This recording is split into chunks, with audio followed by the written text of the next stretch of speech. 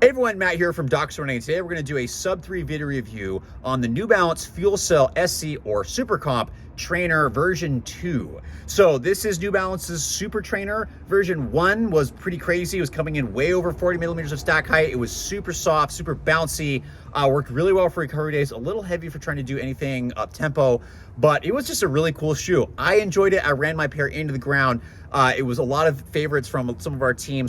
And if you ask BJ about it, he really liked it as well. So shout out to BJ on this.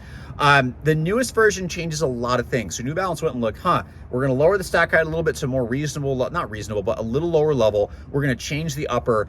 And so what happened? Is it the same shoe? In essence, but no, there's a lot of differences that I think are well worth paying attention to. Some people might like them, some people might not. So that's what we're going to talk about. So first of all, spec-wise, much lighter, 9.7 ounces, men's size 9, 7.8 ounces, women's size 8. My size 10 comes in at 9.7 ounces. That's probably even lighter than those specs.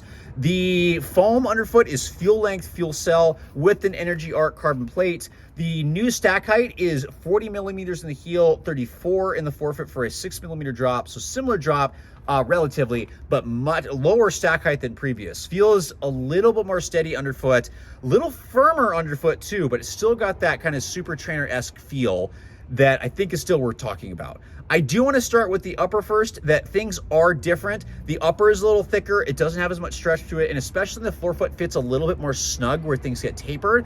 That was a little annoying at first. I haven't had any issues and it's broken in, but just know this is a little bit more tapered up front. The fit is a little more secure, which is nice, but it also fits just slightly more snug than had a little bit more open fit on version 1. So if you wanted things to be a little bit more snug and a little bit more sturdy up top, you're gonna like version 2. If you want that same open width, you might wanna go with version 1 again. But it's still a solid shoe. It holds your foot down really, really well on the platform. No slippage, no problem. There is a flexible heel counter back here, so that hasn't bothered me at all, which has been really, really great.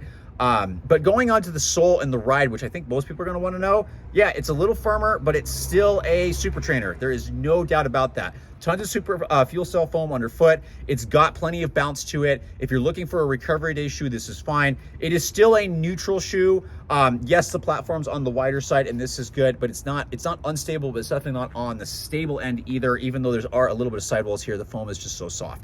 But what's different about this is while it works well for daily training and recovery runs, it can do workouts at the new weight. I've done several tempo runs. The fartleks are a little struggle, but if you want to pick up the pace in this shoe for tempo runs, up-tempo runs, long runs, this actually might be a really good job. It's gonna be lighter, so it's a little more streamlined. Yes. Is it as cushiony and protective for recovery runs? Not necessarily, but at least it can pick up the pace. So things have changed a little bit, I think, for the better. Let us know what you think.